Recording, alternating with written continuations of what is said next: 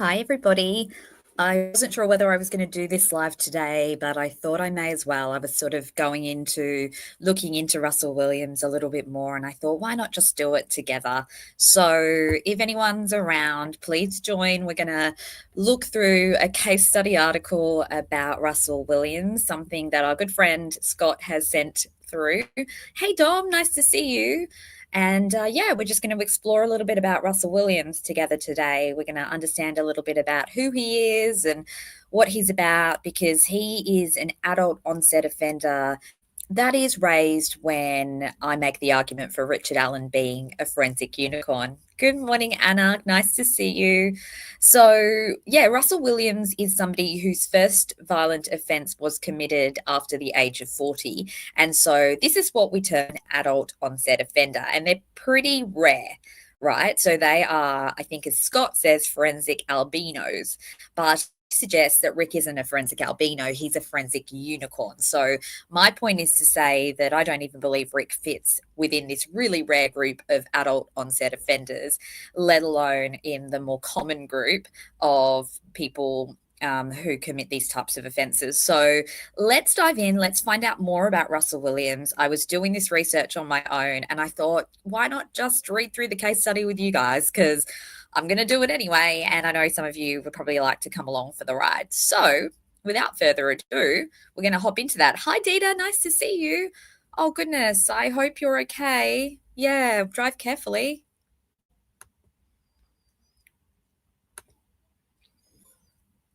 So, yeah, don't get distracted by us, Dita. Drive carefully. Hey, TJ, lovely to see you.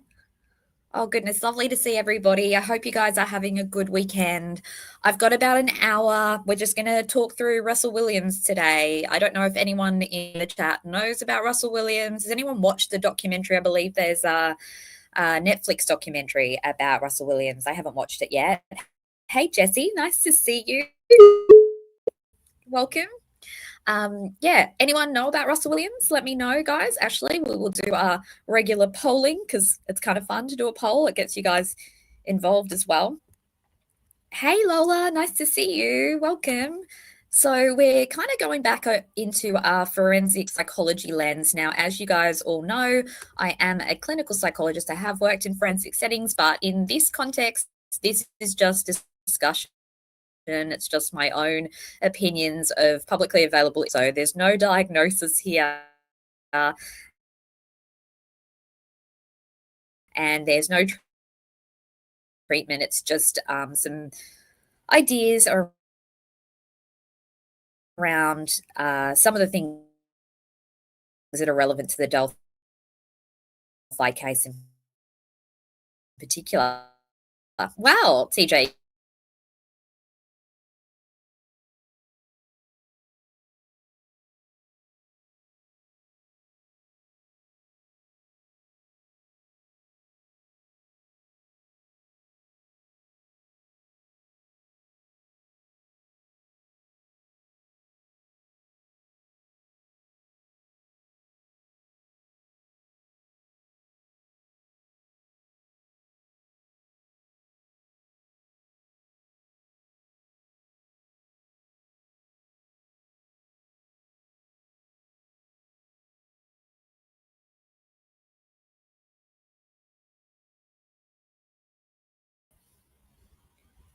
Apologies, everyone. My internet is so unstable and I don't even know why. I'm actually at work today. So apologies for that if I do keep dropping out. Yeah, hopefully that doesn't happen again. Let me know if my sound is bad or anything. And yeah, I'll certainly try and work on it. Okay. So I don't know where I dropped out. Apologies, everybody. But I'm going to put a poll up now. Yeah, the internet's terrible at the moment. I think possibly because it's been super windy here. We've had quite a lot of wild storms, so that might be the reason. But yeah, let me know if things end up dropping out. I hope that we can have some consistency with the internet because the last few of my lives have been a little bit problematic like this. Okay, so I'm going to put a poll for everybody about Russell Williams, if anyone's heard of Russell Williams. Now, he is going to be related to what we're talking about. I think the last live that I did was it started with me talking about common sense, and I had some completely unrelated questions, and there's always method in my madness, so stay with me. So Russell Williams is an adult onset offender. This is a really rare group of violent offenders who start their crime sprees often after the age of 40. So I've always said that I think Rick is a forensic unicorn. It's highly unlikely for a 44-year-old man to engage in a violent murder of two unrelated victims. That's super, super rare. In fact, pretty much unheard of. But when I say that, people will say, well, it's not completely unheard of, because we do have this small subset, tiny subset of what they call adult onset offenders. And adult onset offenders are basically offenders who engage in crimes related usually to unrelated victims, usually more of a sort of violent, sadistic type offense, as opposed to domestic offences, I suppose, which aren't so rare in middle age and beyond. Now, I noticed the chat's super quiet, so I'm not sure if that's my internet or if you guys are just being a little quiet right now. But yeah, let me know, guys, because if I'm dropping out, I may have to just end it and do this another day. But I'll try and keep going. So, do you know who Russell Williams is? Let's see if anyone does. We're going to find out a lot more about Russell today. And I think with Russell Williams, there is a documentary on Netflix. Okay, guys, I saw that when I was doing research on him. I haven't watched the documentary, but there is one on Netflix if anyone wants to learn about him. Someone who has, a pretty awful crime spree that we'll talk a little bit more about as we get to know him. So this is Delphi related because we're going to compare Russell Williams to Rick Allen and see whether Rick could actually fit into the same category as people like Russell Williams, which is a rare category of adult onset offenders. Hey, see-through, nice to see you.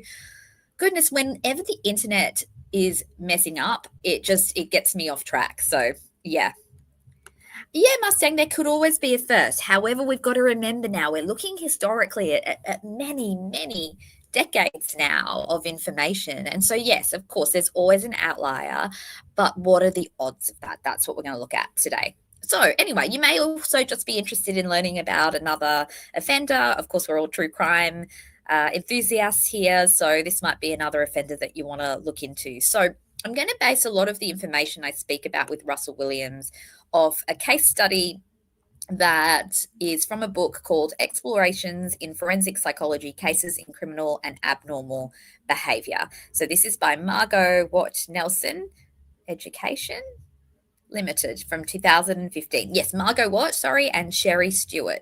So what they've done is they've gone through and got a clinical history of Russell Williams, trying to understand these very rare offenders who start committing violent crimes against unrelated victims from the age of around middle age. So this is super rare. This isn't BTK or the Lisk killer or any of those other people who get caught in middle age. These are the people who actually start committing the crimes in middle age, because a lot of the other offenders that people bring up, like BTK, have actually started committing their offences in their 20s or 30s at the latest, which is quite consistent with what we see in a lot of sadistic offenders and serial killers.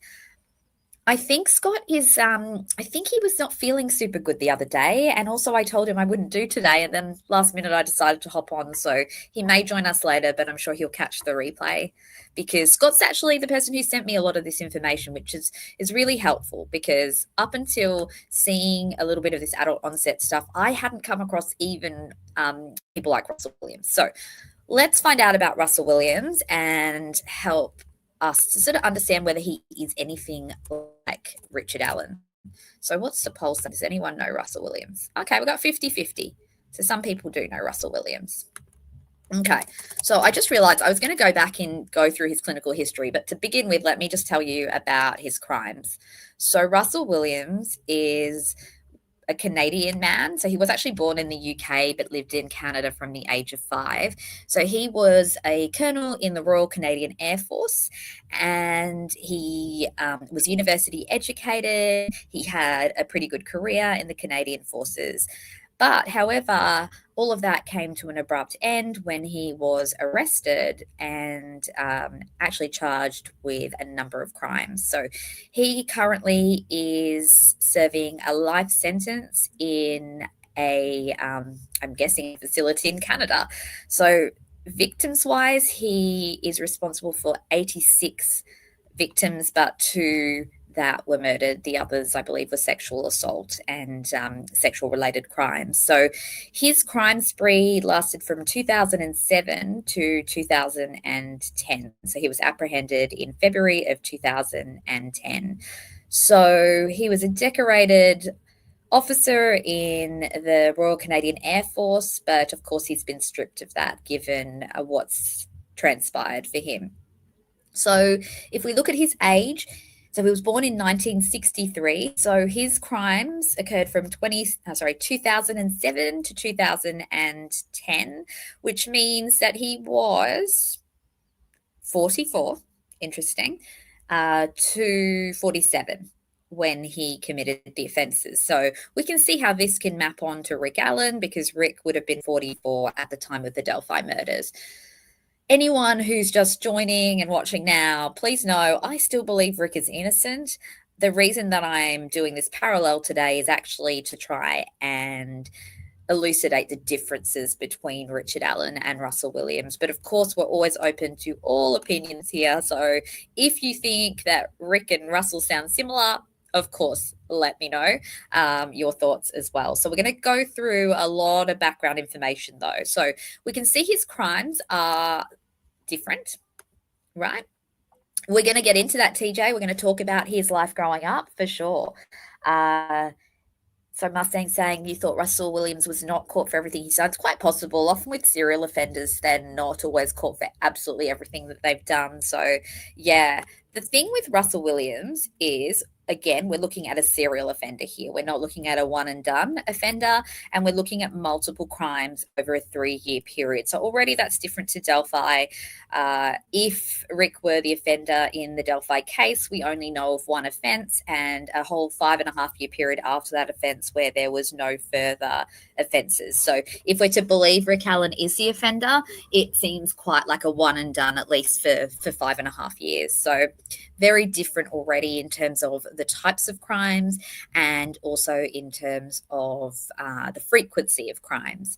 So let's look a little bit at his crimes and then we'll go to his early life. So give me a second. Just gonna run through this.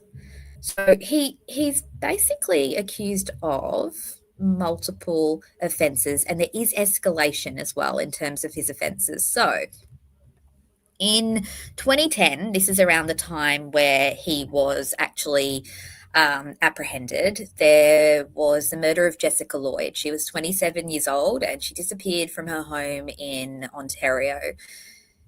Investigators identified distinctive tyre tracks that were left in the snow, and 1 week after her disappearance, the police conducted an extensive canvassing of all motorists using the highway near her home on that day, and they were looking for tyre treads. And Williams was driving his car, which was a Nissan Pathfinder, and he was driving that rather than the BMW that he usually drove. And an officer noted the resemblance of his tyre treads. So they were subsequently matched to the treads near Lloyd's home. So they were doing a canvassing actually not on the day of the crime, but on February the 4th. And that was when they identified his car and suggested it may be a match. And of course, subsequently, it turned out to be a match. So basically, he was called in a few days later by the police for questioning. We will have a look at his interview probably in a future live because we want to compare that to Rick's interview. I think there's some pretty significant differences between how Russell presents versus Rick. Yeah, TJ, 86, I think because he also had offences of breaking and entering as well. So 86 victims, not necessarily 86 victims of direct violence or sexual violence, but 86 victims of him breaking into their houses, basically taking things from their houses. He basically engaged in a whole lot of criminal activity over that time period. So let's have a look. I actually wanted to see if I can find the specifics. So we know that there's particularly the murder that we just discussed, but basically there was theft of women's underwear dating back actually to 2006. In his home, they found stolen lingerie that was catalogued and concealed. So it was stored neatly, catalogued and concealed. So again, we're seeing a difference here. This man has a lot of trophies of the different criminal acts that he's done. So they found a lot of evidence at his home. Okay, so we've basically got a serial sexual offender here. Yes, he started later in life, but there is a whole list of different crimes. He progressed from break-ins to sexual assaults to finally rape and murder. And he kept basically a detailed track of police reports of the crimes he was committing. He logged his crimes. He kept photos and videos and even left notes and messages for his victim. In the break into a bedroom of a 12-year-old girl, goodness, he left a message on her phone saying merci, thank you in French. He'd taken thousands of pictures of his crimes and he kept the photos on his computer. Pretty awful, right? Goodness. So a lot that went on there in a period of about 4 years at the least. And who knows if there was anything earlier, but that was the information that they were able to obtain. And so much stuff that he actually kept, guys, as well, which is super interesting. Oh, you remember him, Carla? Yeah. I think sometimes we don't know the names of offenders. I know that's the same with me. And then when you hear the story, like, oh yes, that is something I'm familiar with. So yeah. Yes, PJ. Law enforcement were doing obviously quite a detailed investigation here, and they caught him. They apprehended him quite quickly in relation to that final murder, at least. So, yeah, it seems like a pretty thorough investigation. Okay, so are we ready to go into his history now, guys? As I give you at least a little bit of a taster of who Russell Williams is, why he's relevant to a comparison to. Oh, thanks, Sup, I'm Megan. Oh, really nice to see you in here, and thank you for that positive feedback. So, yeah, I'm going to continue to advocate for Rick for sure, because already I don't know who in here is hearing some major differences between Rick and Russell Williams. Hey, Anna, nice to see you. Yeah, horrible crime in Canada, right? Yeah, this is a terrible one. Okay, so yeah, I think we can already see some major differences. We've got trophies being kept, we've got escalation, like TJ says, we've got a whole host of different crimes over a condensed period of time. So already some pretty vast differences to Rick. Now, Russell Williams is, other than Thomas Bruce, who we'll talk about as well, is the closest I could find to someone like Rick. And so if we're already seeing Russell is rare in and of himself, he's the closest we can find to compare to Rick. And look how different he is already. Dita, really glad you made it home safe and sound. That's really good to hear. Okay, so let's launch in and understand a bit more about Russell. So we're going to go through this case study, which I think is interesting anyway, because I'm always interested in new cases. So let's find out a bit more about Russell. So he was born in England in 1963. He was the eldest child to his parents and had a brother who was 2 years younger. The family immigrated to Ontario when Russell was about 5. And after they relocated there, interestingly, his parents met another couple, and it seems like some interesting things happened. So mum filed for divorce, saying that the dad had an affair with the wife in this couple they'd befriended. And 5 months later, mum actually married the husband in this couple that they had befriended. So interesting, right? Bit of a partner switch going on there. So Russell lived with his mum and the stepfather. He took on his stepfather's name by age 7, and apparently he was a well-behaved child, shy and polite, who grew into a reliable, self-disciplined, and fastidious teenager. Hey Lisa, welcome. Nice to see you. Hello everybody else who's joined. So there's 2 murders, TJ, 2 murders, but multiple sexual assaults and a lot of break and enters and stealing and taunting of victims. I mean, that message on a 12-year-old's phone, it's just, it doesn't bear thinking about. So we hear some instability, I suppose, in his home life. Nothing, I guess, so extreme that we would say, well, that's the contributing factor to this crime, but definitely some unusual circumstances here. We've got migration from England to Canada. I mean, I think he was about age 5. I don't know that would be a massive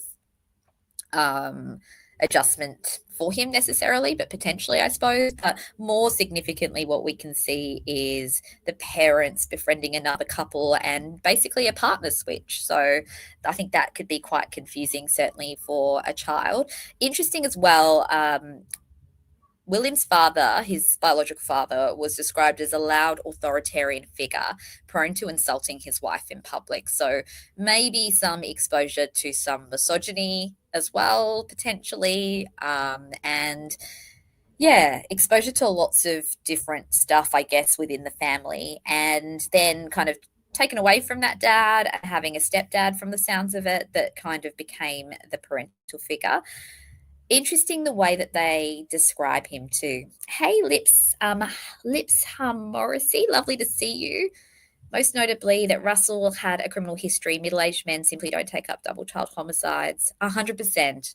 I agree with you there. So Russell's criminal history does start later in life, which is what makes him an oddity in the forensic kind of data. However, yeah, we're going to look at whether there's a lot more deviance going on in his past as well, or at least indicators that are quite different to Rick.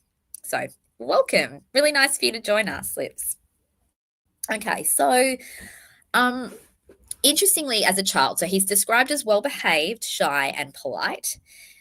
And he's described as someone who grew into a reliable, self-disciplined, and fastidious teenager. Now, fastidious is a pretty extreme word, right? What do we think that means about him? Well, I think fastidious means almost obsessive about order and organized and controlled, right? Cats are considered fastidious. They're very attentive and concerned about being clean. Anyone who owns a cat knows they lay on your bed and they just lick themselves constantly because they can't bear any amount of dirt on them. I used to find it funny when I touched my cat and he'd wash himself straight away. It's like, how dare you touch me? You're so dirty. But fastidious means very attentive to and concerned about accuracy and detail. And sort of seems interesting when we think about his offenses too, because we can see he had like catalogued the crimes, the items that he'd taken, the photographs. He seems very meticulous in documenting things in his life. And also interesting that he the career that he went into as well, that's very control oriented as well. So we've got, again, we're not trying to reach too far. I mean, not everybody who's fastidious, not everybody who is self-disciplined and reliable, of course, turns into an offender. And I mean, actually probably the opposite. But in this case, we're seeing a pattern of behavior in this man that seems very persistent over time and does seem to relate to his crimes. I don't know if 2 constitutes a serial killer, TJ. I'm not sure. I mean, he certainly was a serial killer in the making, though, wasn't he? If he hadn't been apprehended, we can all imagine that he would have continued. And I think this is a really important point. With sadistic killers, and with these types of offenders, they continue to escalate, and there's a lot of repetition as well, because the thrill they get from the act doesn't last forever. I mean, this is where they take the trophies and they kind of relive the fantasy, but also they then need to do more and more and more. And this is where we see the serial killer idea coming from, that there's this repetition of deviance. So, yeah. He was a colonel, Lisa. Yeah, so he was high up. Quite a decorated member of the Canadian Air Force, the Royal Canadian Air Force. So, yeah. Okay, so let's have a little look at the next part about him. So, when he was at high school, he delivered newspapers, he took piano and trumpet lessons. His family moved to South Korea for a period of time, for about a year, and then he returned with his brother to Toronto, and they were in a boarding school. So, parents, I guess, remained in South Korea. So he participated in sports, drama, and music. He went on to study politics and economics at university. He resumed using his birth name at that point, but there's no reason as to why he did that. He learnt to fly. He established an intimate relationship with a young woman from Japan. He was very distressed when the relationship ended in his fourth year of university. And when his efforts to salvage the relationship failed, he withdrew from others and didn't date for a number of years afterwards. So, yeah. Okay, C3 says 3 separate events to qualify as a serial killer. So, technically not, but a serial offender for sure. We have multiple episodes of sexual crimes. Yeah. So Lisa, his parents ended up meeting this other couple, and then it seems like the mum filed for divorce, saying the dad was having an affair with the woman from that couple, but then she ended up marrying the dad, the husband from that couple, and then Russell took on that man's name. So I think he was around 6 at that time, and by 7 he'd taken on the stepfather's name. But now in university he seems to have gone back to Williams, which was his biological father's name. So who knows? I mean, is there a rift there potentially? I mean, it seems like stepfather and mum are over in South Korea and the boys get sent back and go to boarding school. I don't know. I don't want to judge anyone too much in terms of their parental choices, but it sounds like this young boy's already had a lot of instability in his life. We've got partner switching, we've got immigration, we've got movement to another completely other culture and city, and we've got him coming back and going to boarding school. I mean, there just doesn't seem like a lot of consistency in his life. And on top of that, it sounds like he's someone who thrives on consistency. Remember, the fastidious teenager. So I wonder how that impacts his nervous system, and whether the fastidiousness and the need to control everything is because life feels out of control. Like, did it predate that, or did it occur as a result of that? Really interesting, isn't it, when we kind of look into this stuff? I'm learning all of this stuff as I go along with you guys. I don't know a lot about Russell Williams. I know bits and pieces from the quick searches I've done. I haven't actually watched the documentary. I'm probably going to do that before we do our next episode, because I'm sure this will take a couple of episodes to talk through. But are you guys finding Russell Williams an interesting case to look into? It's a bit sort of a sidestep from Delphi, but we're going to keep tying it back in and bringing it back. So if we compare Rick's childhood to Russell's childhood, the thing they have in common is that their biological dad doesn't seem to be strongly in the picture. But when we think about Rick and his relationship with his mum, it seems very close. He's quite close to his stepfather too. We know that they speak when he's in jail. He's taken on his stepfather's name and continued to use that name into adulthood. Rick was described as shy and polite and anxious, I believe. But I haven't heard anything about control with Rick. In fact, it sounds more like, for Rick, he would become very dysregulated very easily. Hence, the diagnosis of anxiety, later depression, and the meltdowns in the context of a lot of pressure on him. So if we compare Rick to Russell, Russell seems to thrive on control and organization, and in this case, feeling elite, I suppose, in his studies, in his profession, whereas Rick struggles with all of that. If he has too much pressure on him, he melts down, he feels burnt out, he can't cope. So we're seeing a very different personality already, right? Yeah, the note to taunt his victims is really awful, right? Particularly the one we read before, Dita. I don't know if you heard it, but it was a 12-year-old, and he left the message "merci," which means thank you. For a lot of us know that, for a 12-year-old victim. Just, yeah, very, very yuck, right? Okay, so let's have a look a little bit more. So the other thing we noticed is that he had this relationship with a woman from Japan and then was distressed when it ended. Now, Rick has had one very stable relationship that continues even to this day as well, which is with Kathy. So different relationship history. So during his time at university, he had little contact with family members. Isn't that interesting? So he rarely talked about personal matters, appeared to others to be rather lonely, which is interesting because, again, that's not something we hear about Rick either. Hey, Paula, nice to see you. So Rick is someone, from what Kathy says, that likes to kind of just be around the people he's close to, but it seems like he has a really intense closeness to his inner network. So Kathy, his mum, Kathy's brothers, his daughter, he's close to his sister and his stepdad. So Rick's got his sort of tight network. He doesn't like to kind of go beyond that. And I didn't hear any description of loneliness. Quite the opposite, is just somebody who needs a lot of his own space and time. And as Ash and I have mentioned in our kind of discussions around Rick and what could be going on psychologically for him, I mean, he has the classics that a highly sensitive person kind of attributes of, feeling quite overwhelmed by a lot of stimulation, because highly sensitive people are super perceptive. They take in a lot, they think a lot, they feel a lot. So yeah, really, really interesting, right? So this guy here, Russell, I'm not getting a sense of dysregulation. He's not talking about personal matters. Yes, he was very distressed when his relationship ended, but other than that, we're not hearing a lot of distress in the story. We're hearing a lot of control.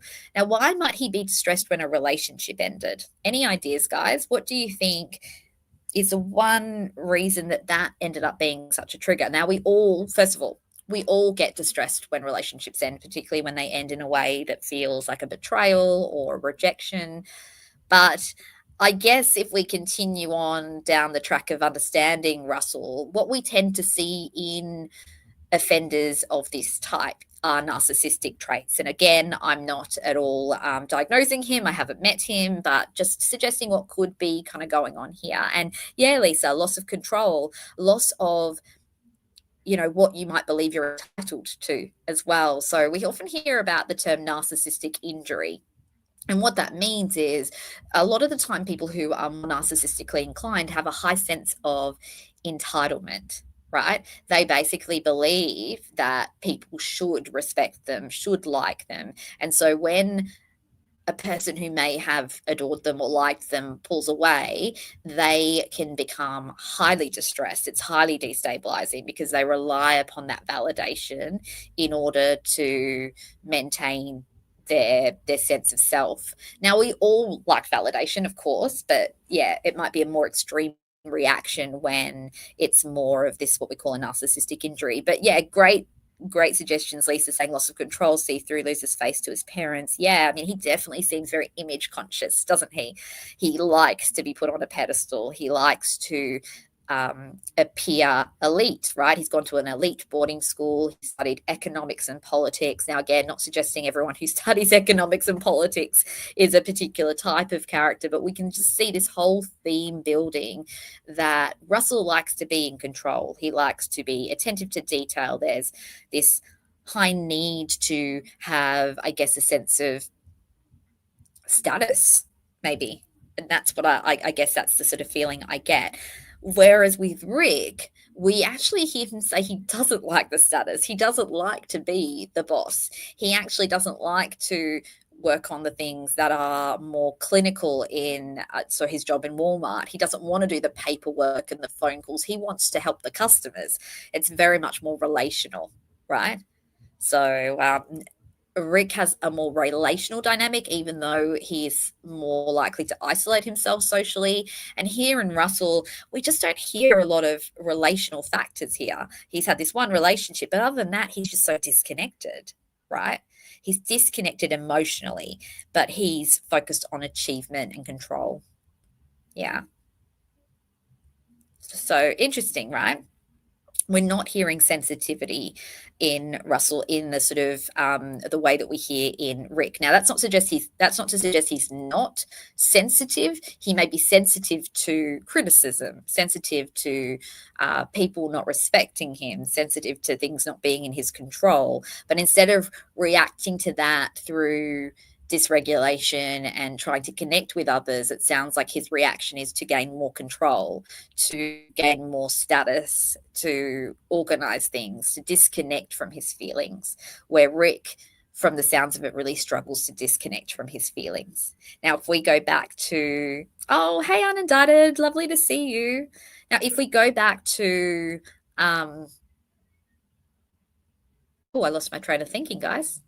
If we go back to, it'll come back. That's okay. All good. It'll come back. But yeah, essentially, I think we can all see quite different characteristics here in these two men in their early life, right? And of course, we don't know the full story about either of them. So this is all speculation based on fairly limited information. But I think that we're already seeing a compelling difference in terms of how their nervous systems react and how they manage their emotions. So Russell seems to manage his emotions through control and striving, and Rick seems to manage his emotions through connection to others and validation from others and collapse and avoidance, right? Oh, no worries, Anarch. We'll see you soon. Lisa says, we don't know that Russell didn't have criminal behaviour prior to the charges. Yeah, of course. Absolutely. I mean, it is quite possible that he didn't get caught. I mean, it sounds like he's meticulous. Interesting, though, because he's meticulous and yet he had this whole database of stuff, but maybe he just got more confident. You know, I suppose if you've got away with crimes for a period of time or deviance for a period of time, then maybe you go, well, I'm invincible now, so I may as well have everything kind of filed here because no one's going to catch me anyway. Hey, BZ Mama, thanks for joining us again. So yeah, hey Josh, lovely to see you too. So we're talking about Russell Williams for the late arrivals. Russell Williams is termed an adult onset offender, and he's often someone who comes up in discussions when we say Rick's highly unlikely to be the perpetrator of this crime given his age at the time of the murders. And what I'm suggesting is adult onset offenders are incredibly rare to begin with. However, even when we compare Rick to the rarest of offenders like Russell Williams, there just isn't any consistency in who they are as a person. Whereas Russell, you can see, is ticking some of those boxes that we talked about in the last forensic unicorn part, where we talked about some of the attributes that could be linked to sort of sadistic traits, right? So again, we're not saying he's a sadist, we're not saying he's a narcissist, but we can see some qualities or descriptions that seem, to be consistent with some of those possible traits. Hey, Deb, nice to see you. Okay, so let's go on and let's learn a little bit more about him. So his stepfather moved on to become chief engineer. So again, a lot of status there as well. His biological father was remarried, was living in New York. So despite seeming lonely, Williams garnered a reputation for being a prankster, someone who liked to hide in closets for extended periods of time and jump out and surprise unsuspecting roommates. He also demonstrated some stealth in assembling and disassembling door locks as required for his pranks. So, I mean, again, prank behavior in and of itself doesn't make somebody a deviant person. However, I think when we see this sort of the extent to which he goes to and the manner in which he does it, it kind of goes beyond the regular prank, right? Majority of us are not doing pranks that are so, I guess, detailed and so scary. I mean, it sounds like he's sitting in there for periods of time. I mean, how long are you going to wait in the cupboard? He's picking locks, there's stealth involved in that too. So, I think sometimes a sense of humor that's more, again, involving humiliating, startling, scaring people, if we add that to the overall picture, it definitely continues to build a picture of who Russell Williams is. Now, if someone's generally just a friendly, affable person and doesn't have any other indicators that we're seeing here and likes to do the odd prank, it doesn't automatically mean they're deviant, right? But I think when you put all of this stuff together, context matters. So after he finished uni, he lived alone in a basement apartment. He worked part-time and he watched the movie Top Gun over and over again. So in Top Gun, I'm sure most of us here have watched Top Gun. Tom Cruise plays a hotshot pilot who steps on the toes of other students in his quest to be the best pilot. And his friend was concerned that he was living out a fantasy based on that movie. So he's going to be a jet fighter and win the girl back. So, yeah, I guess it sounds like the obsession around that movie is an obsession around a fantasy that he has for himself. Now, again, in and of that self, not necessarily odd. I think a lot of us have our favorite things that we watch and we fantasize about, what our life could be like. But again, it's about status. It's about being the best. It's about being invincible. Okay. So we don't hear anything like that in Rick. I don't think he's got any fantasies of grandeur at all. I think he's quite happy to be your average guy, right? I think he wants nothing more than that. He just wants to live a stress-free, easy, comfortable life with his wife, right? At least that's the sense we get of Rick. We don't hear this need to be pushing himself. Now, again, does ambition and fantasies about doing well in life make you a deviant person? Of course not. A lot of us have those, but when it becomes so extreme, again, we're looking at extremity and pervasiveness rather than these behaviors in isolation. And that suggests this strong need for status again, this strong need to be perceived in a certain way. So much so that he's willing to watch this movie over and over again in a very compulsive way. Okay, so sometimes, again, people may engage in watching shows or listening to songs over and over again. That can be kind of a stimming behavior for a lot of neurodivergent people around. I certainly have definitely listened to songs over and over again or watched movies I like, maybe not repeatedly in the way he has, but that doesn't necessarily, again, speak to any sort of deviance. That can be what we call a stimming behavior. It's soothing, it's settling. I know a lot of people have go-tos like Friends or Seinfeld, things that they watch over and over again that kind of relax them. But the purpose is different. You see, the intent behind the stimming behavior is to get comfort and to feel like a sense of familiarity and maybe humor, or it's something that's kind of soothing your nervous system. Whereas it seems like the purpose here is it is soothing. It's soothing his insecurity and it's giving him this sense of like, I can be the best. So it's just slightly different. It's less about reducing dysregulation and more about increasing ego and status. At least that's how it seems to me. Okay, so he turns down employment with the Royal Canadian Mounted Police. He enrolls in the Canadian Forces, and let's have a look. He gets married in 1991 in an intimate ceremony. He marries somebody who is a graduate of university, applied science, and a master's in adult education.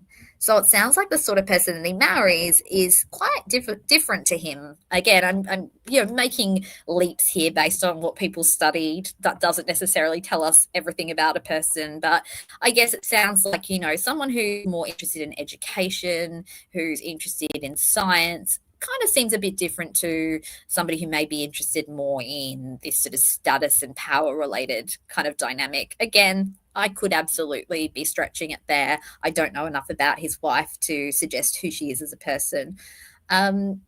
Okay, so yeah, like he's just heading upwards in his career. He's getting more and more responsibility. He's serving in high profile positions, as others have mentioned here. He's ending up getting really high status work. Okay. So it sounds like around 2006, however, interesting, right? Because this is around the time where he starts his deviance. He returns to Canada with chronic pain for which he's prescribed a variety of drugs. So including prednisone. Prednisone, I believe, is a steroid, isn't it, guys? Does anyone know? I feel like prednisone is a steroid, which also can, of course, impact our behavior as well to some extent. For me, when I have steroids, I'm even more hyperactive than I am now. So, yeah. Okay, so acquaintances such as his neighbor confirmed he was taking prednisone. The pain or the medications that combated it contributed to insomnia. So now we've got insomnia, we've got pain, we've got medication use. They sell their house and they buy a new house in a trendy neighborhood.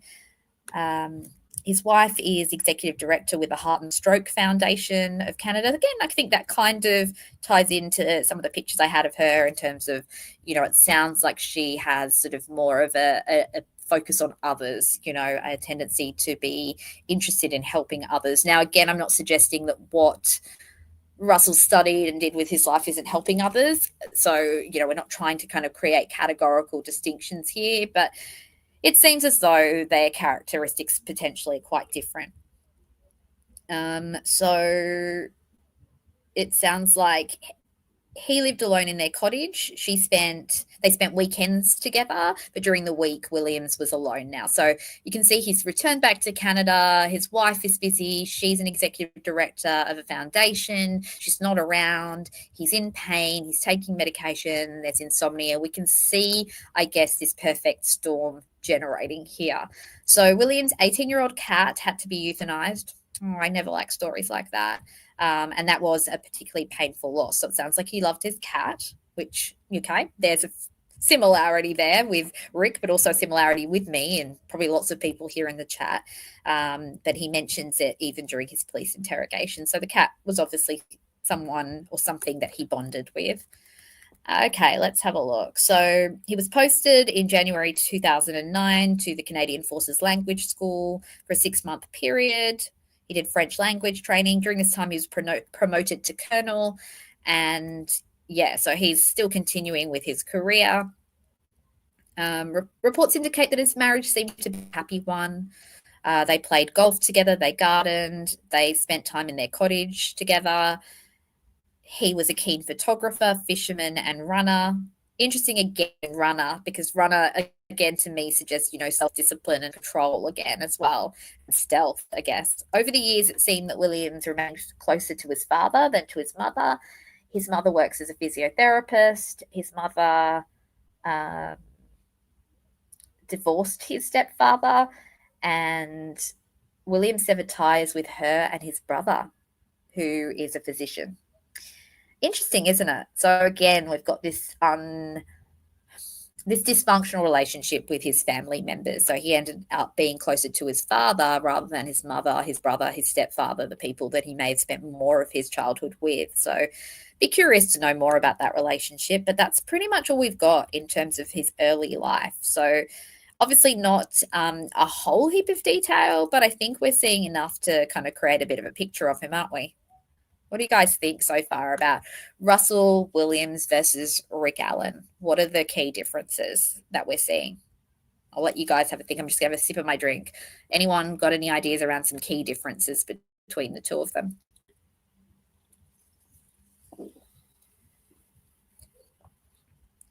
Yeah, totally different, Lisa. I agree.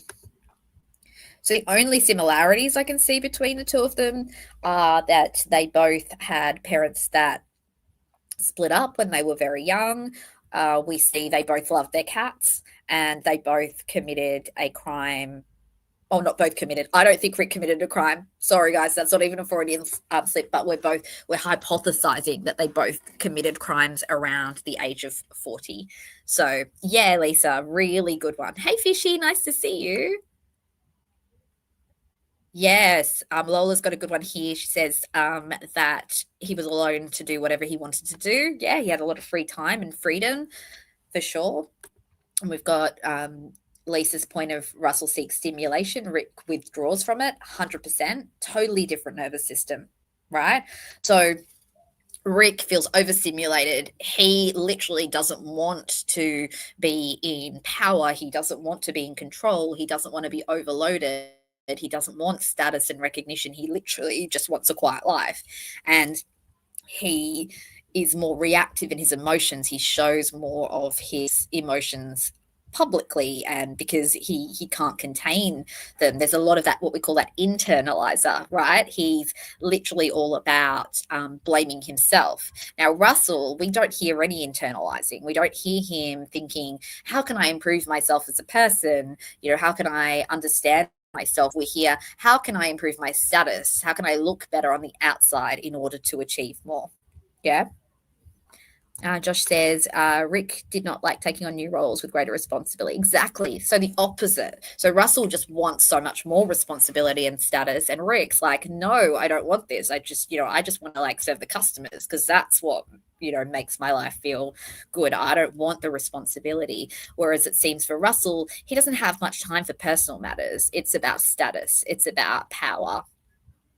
Yeah, Lisa, interesting. I'm not sure in terms of running and pain, but yeah, we've also got some key kind of changes in his life around the time when he starts offending. Now, with Rick, we don't have those key changes. Rick's whole life, he's struggled with his mental health. His whole life, there's been a lot of distress for him, which again is far more consistent with a highly sensitive temperament and an internalizing personality, as we talked about in previous episodes of this series.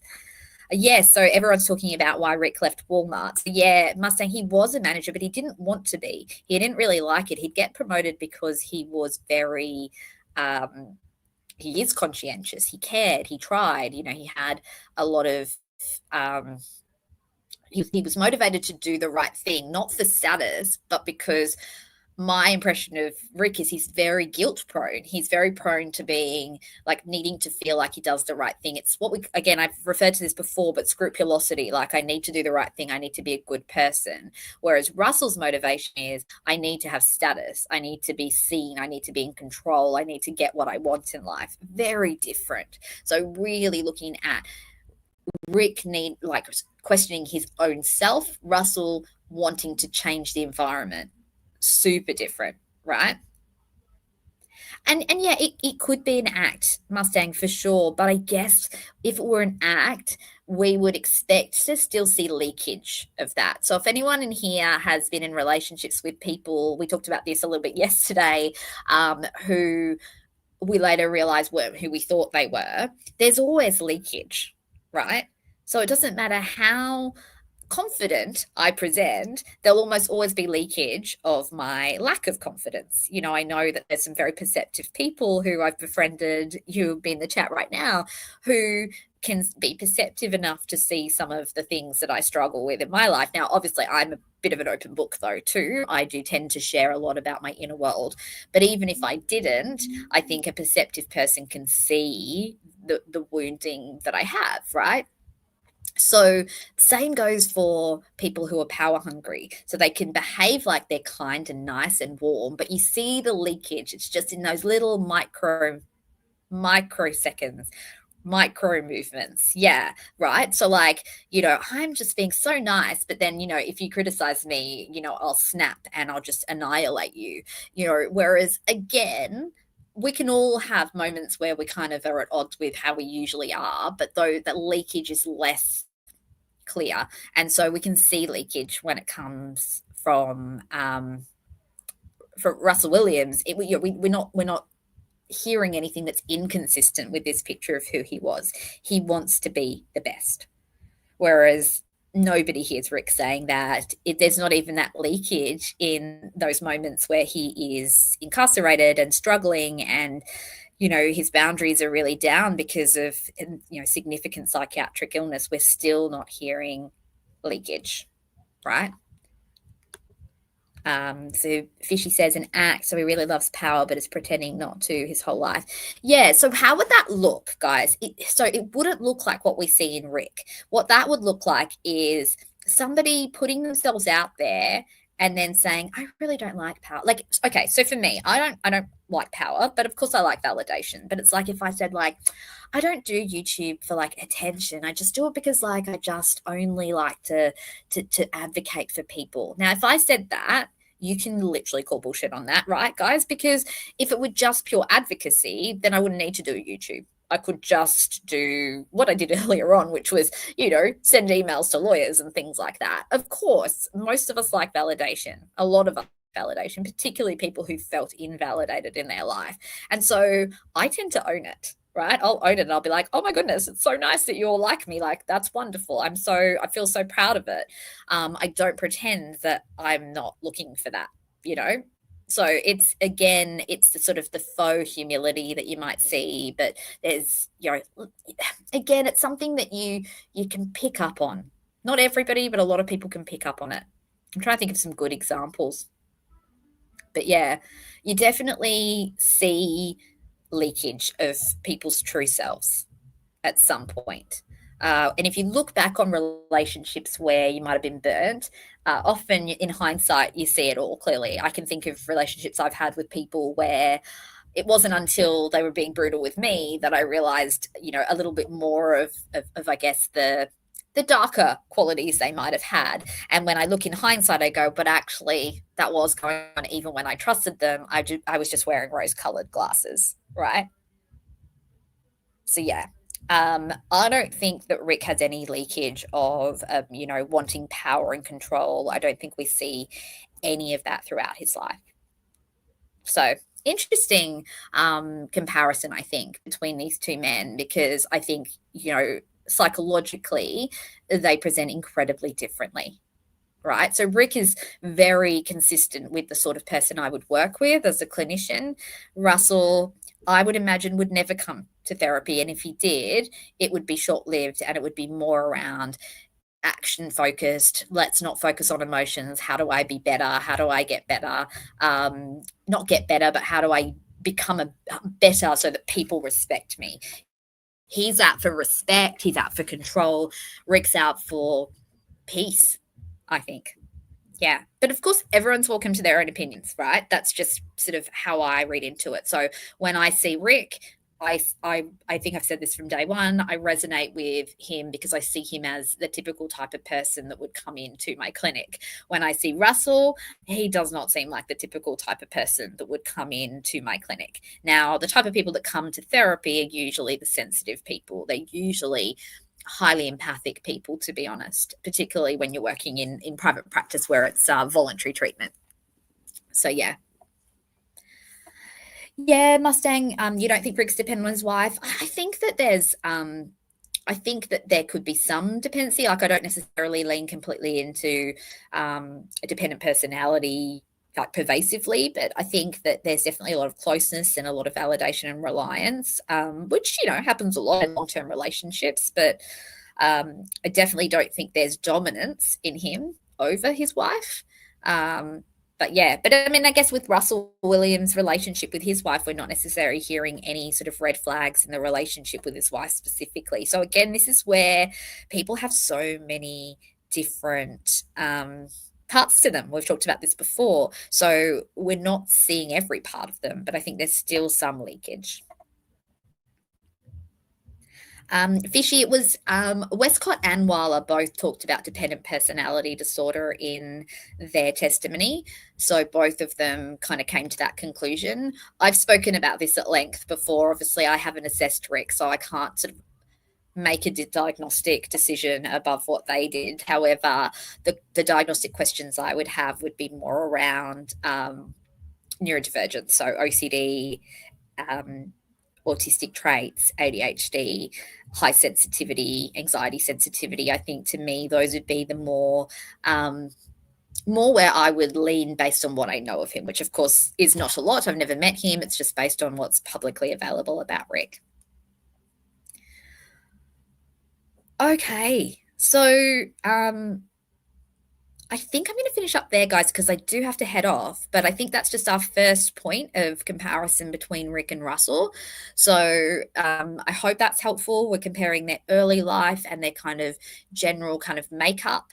And we'll talk a little bit more about the crimes, and we'll also talk a little bit more about how they respond to interview, interrogation, and incarceration next time. So when we're comparing offenders, we're really going to look at early behavior, offenses, behavior at apprehension or interview, and then behavior once incarcerated, because I think those are the qualities that we're trying to compare Rick to the others on, and those are the qualities where I don't feel like he fits with even these rare adult onset offenders. But I hope that was interesting. I mean, go ahead and watch the documentary on Russell Williams if anyone's interested in finding out more about him.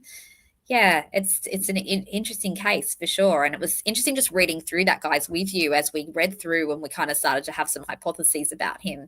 So it was kind of nice to do that as a team effort. So thanks everybody for joining. Thanks, Lisa. Um, don't know anyone that knows his wife.